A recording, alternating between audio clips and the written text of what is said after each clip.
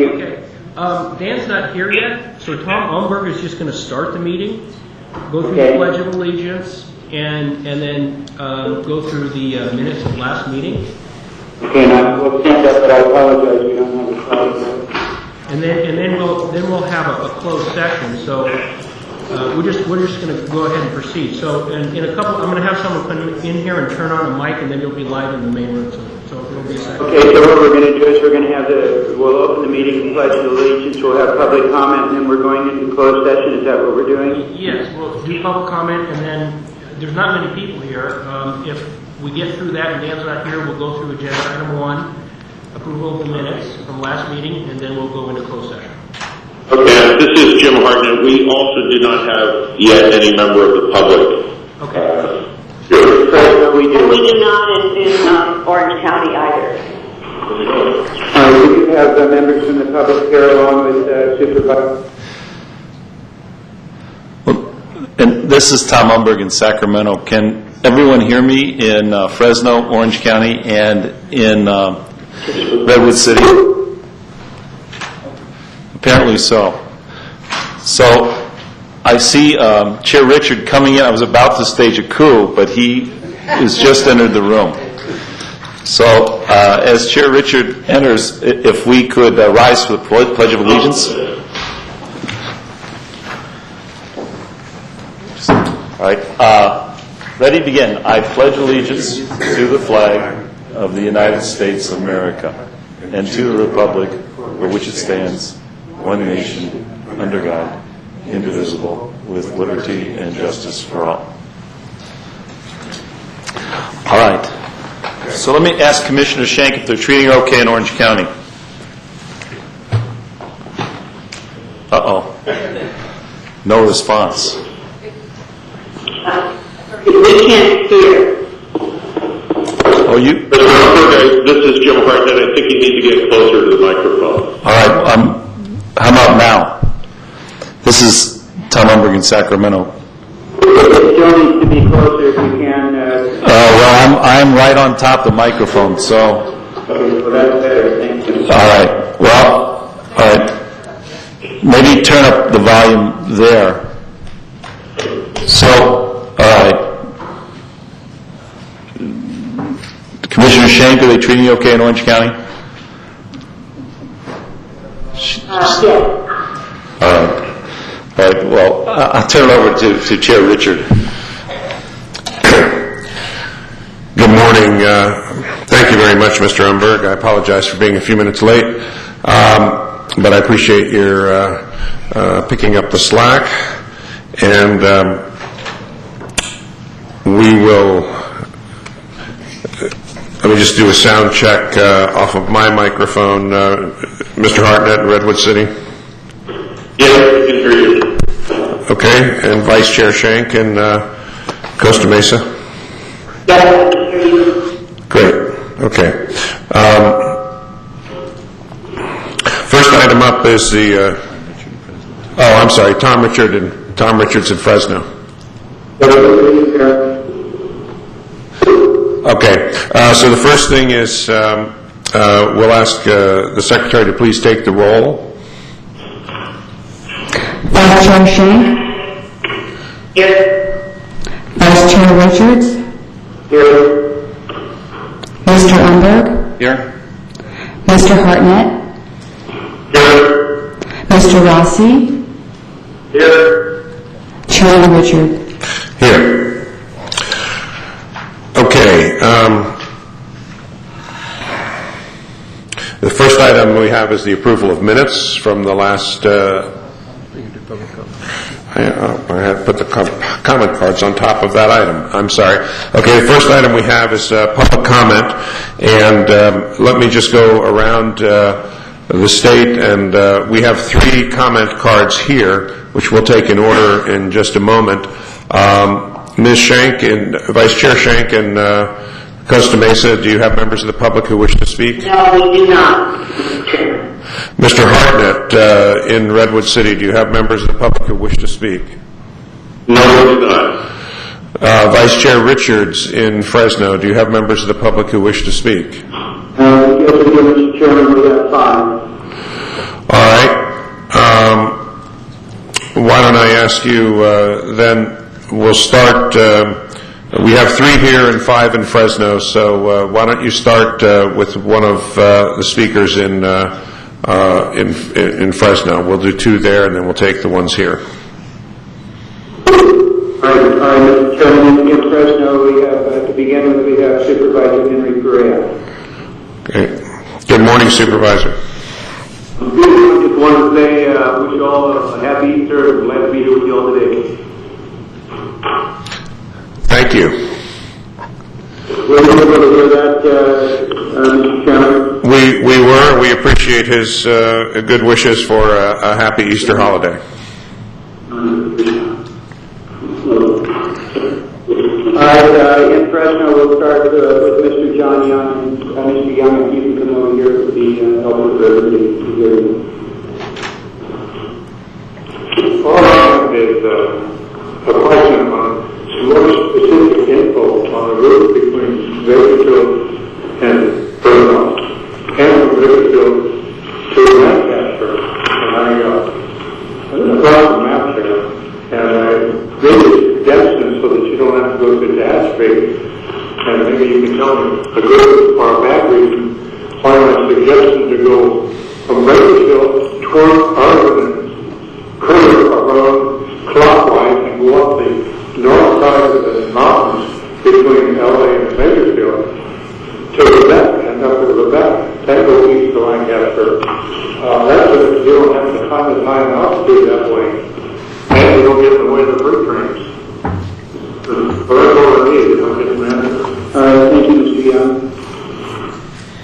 And we look forward the maps to the members that Mr. Young has left with us.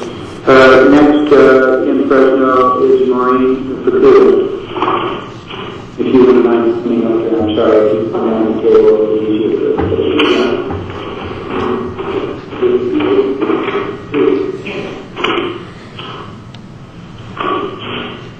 Good morning from Fresno. I have attended many of these public meetings before, and right here I'm thinking, does one person's comment make any difference at all? I thought, I don't think I'm going to make it anyway. But I was thinking in terms of projects, whether it be large or small, you always have a process and a product. And over the time lapse that I have been with this project, I think it will possibly the authority has lost sight of the process and is more involved in the product than the process. And I encourage the authority and its board members to go back and revisit Proposition 1A and what are the constraints. I encourage the board members to question why they serve and who they serve. In a private conversation with Mr. Richard, he did say that the board serves at the will of people, and I feel as though the board members do need to listen to the will of people, whether it be big or small. I think there are areas that can't be pushed, and we are willing in Kings County to sit down and listen to both sides. I thank you very much. Thank you, Mr. Next, Mr. Chairman, is Alan Scott. Alan, you might be able to do it. Thank you. One of the chairman and directors, and I bring Good Friday and Passover Easter greetings to you. However, on this day, I am perplexed, confused, and I'm quite concerned that we're doing a meeting where we don't see any urgency or any emergency type need to be here on a recognized religious holiday that since my childhood and probably my parents' childhood before that, where this day was honored as a day where people would celebrate in their own faith. And I'm very disturbed that we have an third meeting, and then 3 counties, 1 days afterwards, we're going to have a 4th meeting. And I don't see the urgency of it. I understand the background of the urgency is, and I have a long statement written up. But I'm just going to say that there has been brought to our attention in Kings County, and I have actually heard them. I did not go to listen to them, and the questions were, why are you meeting on Good Friday? Why are they meeting on Good Friday? Why are they meeting on Passover? And my question to you is, you need to be able to answer that question back to the people of California. It's a little bit disturbing. This whole process is disturbing, but the bottom line is to even get involved on a national holiday, or actually a worldwide holiday. I'm not happy about it, and I've got people now that have talked to me and talked to other members, and I'm not very pleased about it. And that was a meeting last night, and I got hit on it again. And I don't have time here to bring these things up like this, but it's a little upsetting, but in the end, I still understand Good Friday and Passover and holiday greetings to all of you. Thank you. Thank you, Mr. Scott. And our final speaker in Fresno is Ross Brown. Yes, Mr. Chairman, I also, a lot of the players in the city that have taken us out, I don't know if we didn't do this here, but I also raised some concerns about why it was so urgent to have this meeting on this holiday. Not as much to do as it does to something else. I, again, must say I'm somewhat disappointed in the taxes, the high school rail situation that is proposed. This is not what I voted for when I voted back there. I was curious whether that could be made it could be moved for the parameters that were outlined in the properly. But the legislature said that it was a legislative initiative, and if they say they can do it, then okay, well, fair enough. And costs have nothing but go up. Now we're talking about a subsidy, whether it is a subsidy going the proper way. It is not following existing transportation corridors, not going the most efficient route that it could. If we allow it on, I'm very disappointed in the action of the high school rail authority. Thank you very much, and have a good holiday. Thank you. That's the final speaker from Fresno, Mr. Chairman. All right. We will take 4 speakers that we have in order here, and then I would like to make one comment before we go into closed session. So first is Robert Allen. He'll be followed by Kathy Hamilton.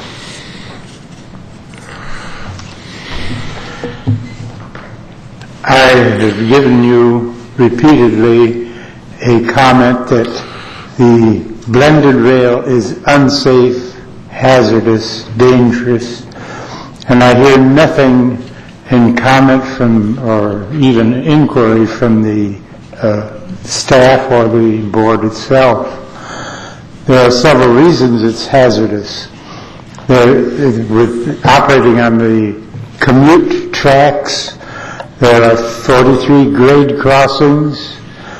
There are innumerable station platforms where there's no protection between people standing waiting for a train and the track. The whole concept involves a lot of tunneling, which is not part of this immediate program. An alternative, which is far safer and would serve more people better, is to go from Santa Clara north along the UP line used by Amtrak for many years, the Amtrak coast trains, to a new BART high-speed rail intermodal station where the BART track crosses over the rail line in West Oakland at the intersection of Interstate 880 and 7th Street. It would be far better for everybody. It would serve the entire Bay Area. It would provide good rail access between the peninsula of San Francisco and the entire Bay Area with trains going to Sacramento. Thank you. Thank you. Kathy Hamilton, followed by David Schwegel. Hi, this is Kathy Hamilton. I'm here on behalf of Community Coalition on High-Speed Rail. Happy Easter. Hope you have a lovely holiday. I wanted to talk to you a little bit about the validation lawsuit. It seems to preempt the Prop 1A lawsuit that was filed in 2011, which indeed has objections to how the voter initiative has been followed in this project. There is incomplete and inaccurate environmental work. The funding agreement is inaccurate and premature to be filed when it was back in 2011. No doubt the validation was filed to give the FRA comfort that you'll be able to use state funds, and it's sort of going to preempt, if it's taken in before the civil court case, preempt Prop 1A. I remind you that the board, as well as the Treasury, is supposed to follow the law, which is A through K, and those laws have not been followed. I also want to remind you in the revised funding agreement that the FRA also says that you have to follow the law. And the reason they say that is they want to make sure you can get the state funds. So it seems to me that you should withdraw the suit, allow due process on the Prop 1A lawsuit, and not try to interfere with an interpretation on a voter initiative. That's not the purpose of a validation suit. You know you have objections to that suit. And I would respect you greatly if you would do the right thing in this case. Thank you. Ms. Hamilton, I don't normally comment on people's comments, but I would just have to say to you, since you write on these things, I think your underlying predicate that the purpose of the validation action is to somehow preempt the existing challenge on Prop 1A is not a correct legal analysis. So I would just leave that with you in that way. But thank you for your comments. David Schwegel, and followed by Dan Dolan, our last speaker. Good morning, fellow leaders. David Schwegel here to thank you for your outstanding service. And I also wanted to acknowledge with the authority staff of less than 100, you are perhaps one of the most influential per capita agencies nationwide. And you are leading the way with our $68 billion bargain of the century to a much more sustainable America. And America most desperately needs it. I was reading on the way in this morning that America typically spends around $133 billion per year on wars fighting over oil. On a different note, the American Society of Civil Engineers Infrastructure Report Card came out last week, giving rail the grade of a C+, and that also includes freight. And then we also have aviation, roads, and transit coming in at a D. Interesting to note are our annual invoices in America. Aviation congestion, $22 billion a year. Roadway congestion, $101 billion a year. Roadway collisions, $250 billion a year. And here's something interesting. Deficient and deteriorating transit systems, like the one I wrote in on this morning, $90 billion per year. Now, it was okay for me because I got a good 15, 20 block walk out of the deal, but it may pose challenges for some folks that may not be as open to walking as I am. And of course, 45% of Americans lack access to transit. Look for this $68 billion bargain of the century to significantly improve these grades as well as overcoming these worrisome statistics. Finally, on the subject of the statewide integrated system of mass transit and station area development, our friends with the City of Roseville are very pleased to learn about their downtown-specific plan's role in such a statewide system. Thank you so much. Keep up the great work. Thank you, Mr. Schwegel. Our last speaker, Dan Dolan. Good morning, Mr. Dolan. Good morning. Good Friday to all of you. CEO Jeff Morales and Chairman Dan Richard and the board. I have $20 in my pocket to pay for my daughter's college tuition, but I am happy to say that you, after the passage of the minutes in a few minutes, will have $3.7 billion to spend on the initial construction segment. I wanted to remind Mr. Morales and Dan Richard that you guys were in Washington, D.C. on January 9th when Louis Canaris explained to Thomas Valenz and John Tapping the importance and usefulness of a $2.5 billion title policy would be to protect those $6.3 billion funding, and I urge you to give him a call and just hear him out. Thank you, Mr. Dolan.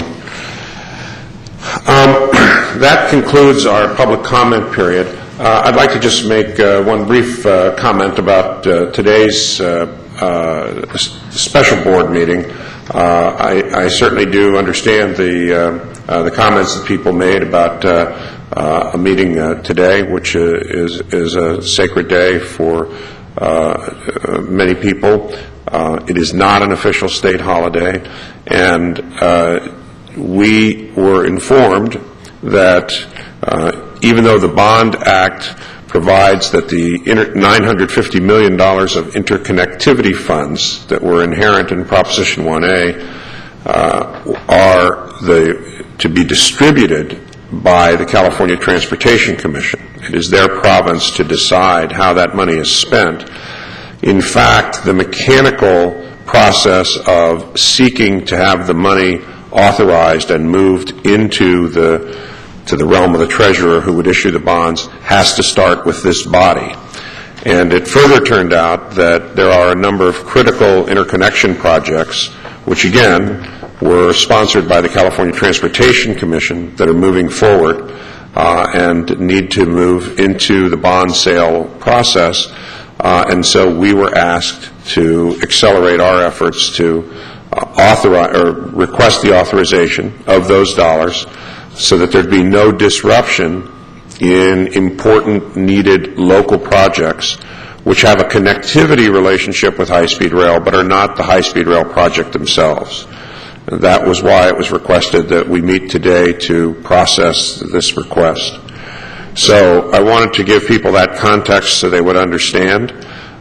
In fact, as part of the transparency of this board, we are meeting again next week in various locations to consider, with a real concentration in the Valley, in Fresno, to consider very important questions about the potential alignment, and that, I hope, will provide further information for people like the Fukuda family and the Browning family and so forth, as we consider various alignment options that could have a greater or lesser impact on those communities.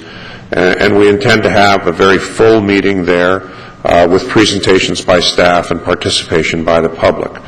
And that's the kind of meeting that we wanted to make sure had adequate notice and adequate opportunity for people to access the meeting.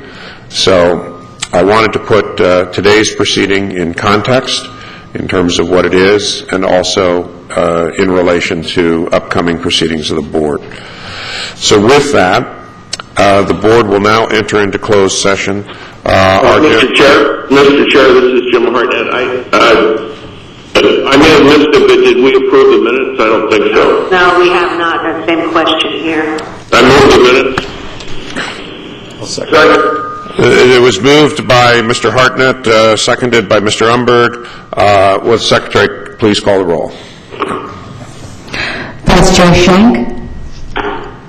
Let me ask Mr. Fullen, since I was not at the meeting, should I abstain? No, Vice Chair Schenk, you can vote. Okay. Yes. Vice Chair Richards. Vice Chair, Mr. Umberg. Yes. Mr. Hartnett. Yes. Mr. Rossi. Yes. Chairman Richard. Yes. Okay. now that I'm actually looking at the agenda. Thank you, Mr. Hartnett, for that. Now we will enter into a closed session pertaining to litigation. Our chief counsel tells me to expect this to go no more than 30 minutes, and we'll try to keep it a little tighter than that. But for those who are following the proceedings, you can anticipate we'll be back here between 20 and 30 minutes from now. And we need to call back in on a separate line. That's right. Okay. Thank you.